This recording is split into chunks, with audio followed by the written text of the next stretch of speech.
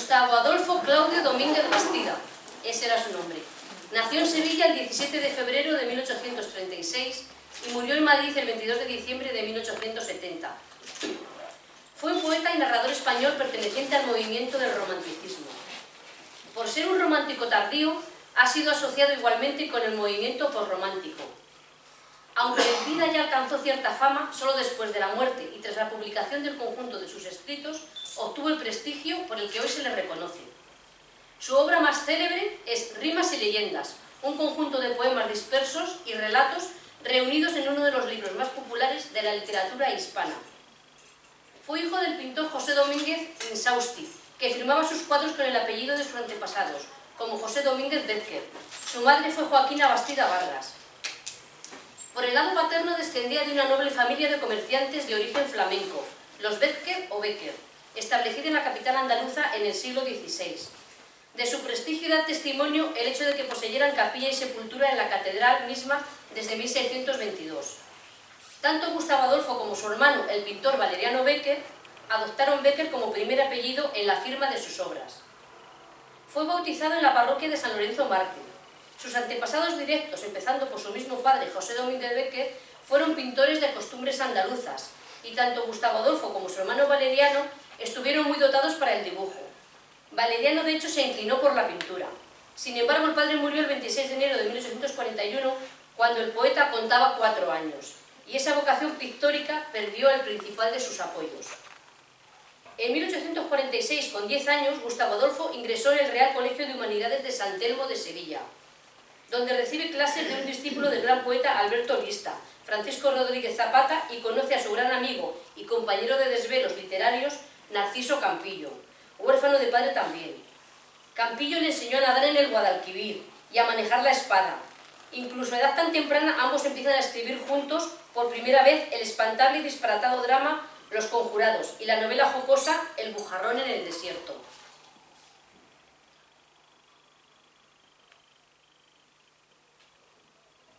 El joven huérfano Bécquer se fue a vivir con su madrina Manuela Moneay Moreno, joven de origen francés y acomodada comerciante, cuyos medios y sensibilidad literaria le permitían disponer de una mediana pero selecta biblioteca poética.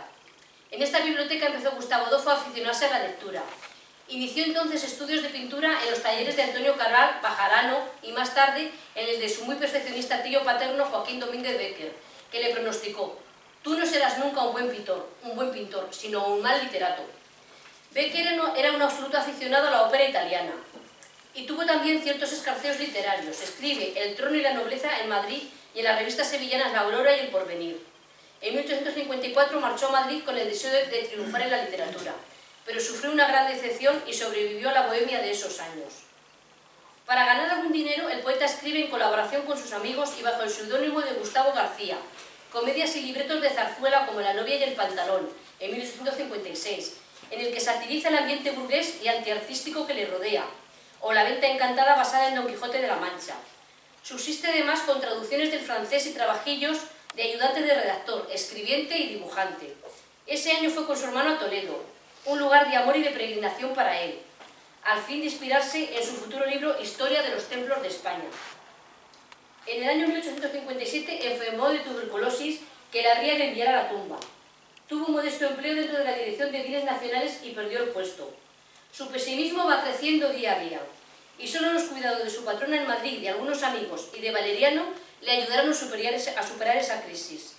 Ese año empieza un ambicioso proyecto inspirado por el genio del cristianismo de Chateaubriand: estudiar el arte cristiano español uniendo el pensamiento religioso, la arquitectura y la historia.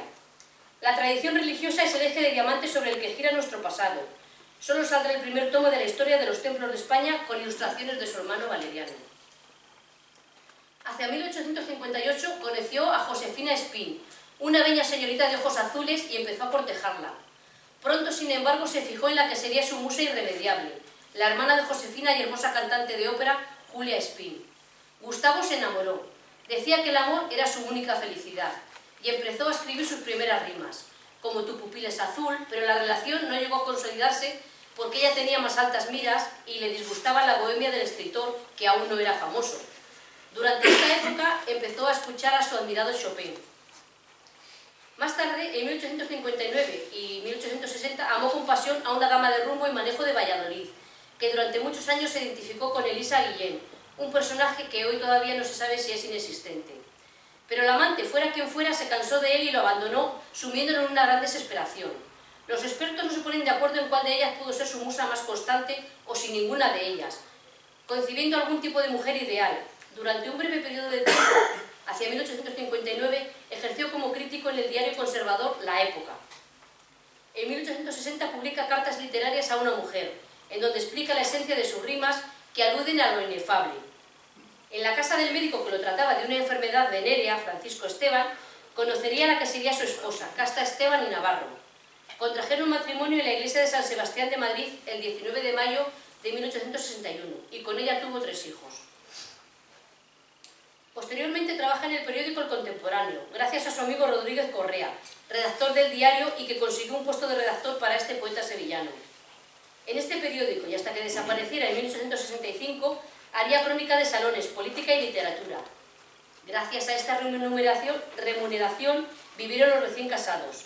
En 1862 nació su primer hijo, Gregorio Gustavo Adolfo, en Noviercas, Soria, donde la familia poseía bienes y donde Bécquer tuvo una casita para su descanso y recreo.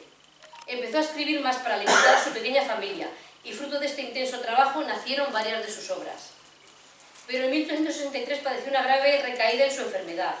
Para recuperarse, Bécquer se trasladó con su hermano a vivir al monasterio de Veruela, en Zaragoza, situado en las faldas del Moncayo, y cuyo aire puro era conocido como tratamiento para la tuberculosis.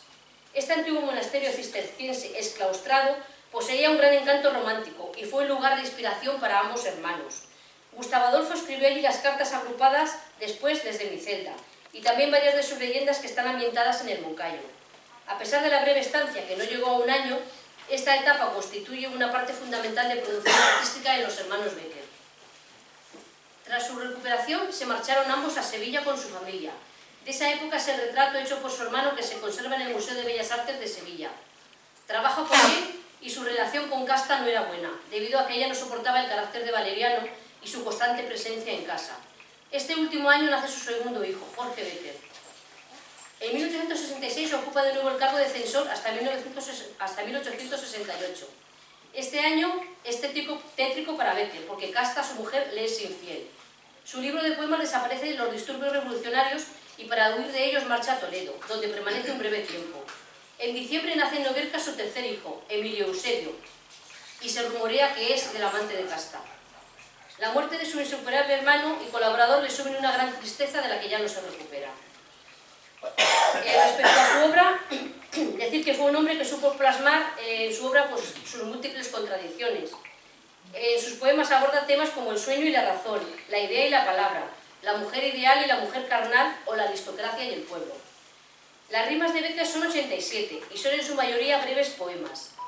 La característica más destacada en cuanto a la métrica es que tienen un carácter indiscutible de poesía culta, pero siguen los cauces de las formas líricas tradicionales en cuanto a rima y brevedad. Bécquer había distinguido 2 tipos de poesía en esa época. La primera sería una poesía magnífica y sonora, una poesía hija de la meditación y del arte, que se engalana en todas las pompas de la lengua, que se mueve con una cadenciosa majestad, habla a la imaginación y la conduce a su antojo por un sendero desconocido, seduciéndola con su armonía y su hermosura. La otra poesía sería natural, breve, que brota del alma, como una chispa eléctrica, que hiere el sentimiento con una palabra y huye desnuda de artificio dentro de una forma libre, que despierta las 1000 ideas que duermen en el océano sin fondo de la fantasía. Y ahí se clasificaría la poesía de Bécquer.